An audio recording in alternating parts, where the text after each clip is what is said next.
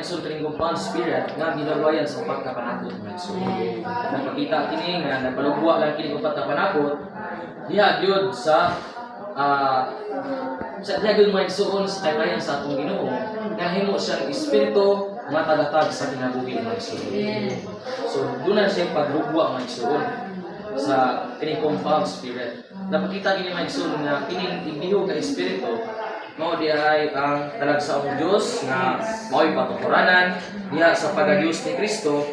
Yun nga gilugwayan kini mga igsoon sa lana nga umibo nga nagulagway sa pagka-Dios ni Kristo mga igsoon.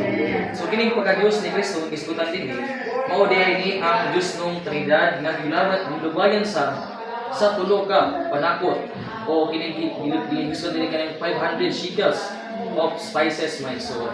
Labot pa ning tunga-tunga ni mga igsoon, doon na dahil siya gibayan din siya sa daw kapagabahin.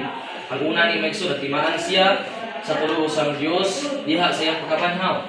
Ug ikaduha mga igsoon, mausab ang pagkamatay ni Kristo ngadto sa krus pinaagi sa iyang pagkalansang sa pagpakatao, pagkinabuhi inog tao, pagkalansang sa krus, pagkabanhaw ug pagkayam. Aron sa tuyong mga igsoon, mapalugwa kining compound spirit nga kining upat ka panakot mga igsoon.